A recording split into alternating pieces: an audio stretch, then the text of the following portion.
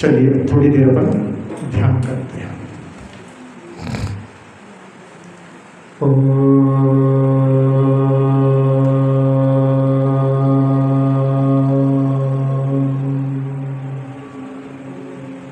प्रणव मंत्र के माध्यम से मन पूरी तरह से शांत हो चुका है।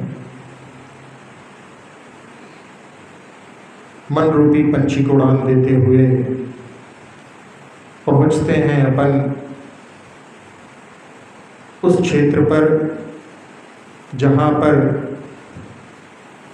देशभूषण कुलभूषण महाराज ने केवल ज्ञान प्राप्त किया, उनकी पूर्व पर्याय, जिसमें दोनों एक कन्या को देख करके मोहित हो गए थे और मन में इतना तक भाव कर लिया था कि यदि कोई दूसरा बल्कि भाई भी यदि उसके बीच में आएगा तो उसको भी वध करके मैं इस कन्या को प्राप्त करूंगा।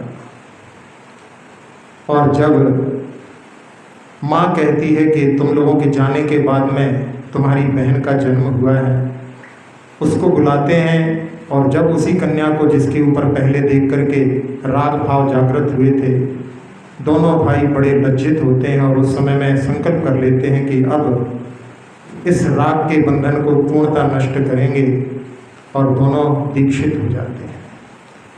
तो जिन्होंने काम पर विजय प्राप्त की, ऐसे दोनों मुनिराज एक साथ में जो है केवल ज्ञान और मुक्ति को प्राप्त हुए हैं। उस कुंथलगिरी क्षेत्र, सिद्ध क्षेत्र, ऐसे सभी सिद्ध क्षेत्रों की ऊर्जा का आह्वान करने के लिए पुनः एक बार ओंकारनाद करते हैं।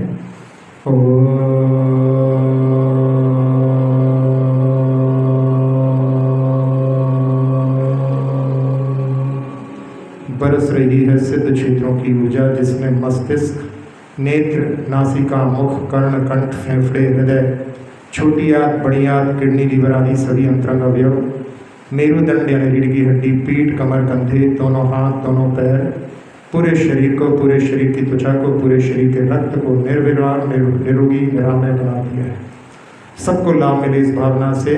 सुखी रहे सब जीव जगत के,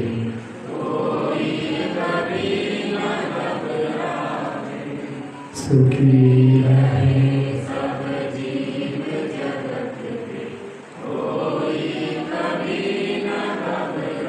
सुखी रहे सब जीव जगत के, कोई कभी न घबराए।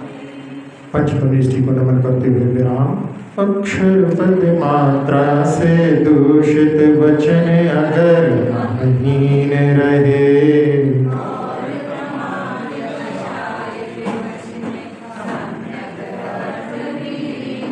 जिन वाणी माता मेरी उन सब त्रुटियों को क्षमा करें।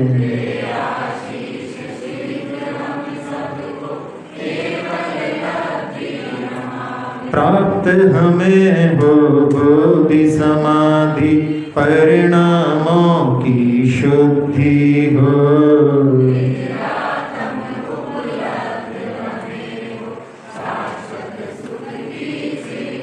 चिंतित वस्तु दात्री माता, चिंतामणि उपमा भाती।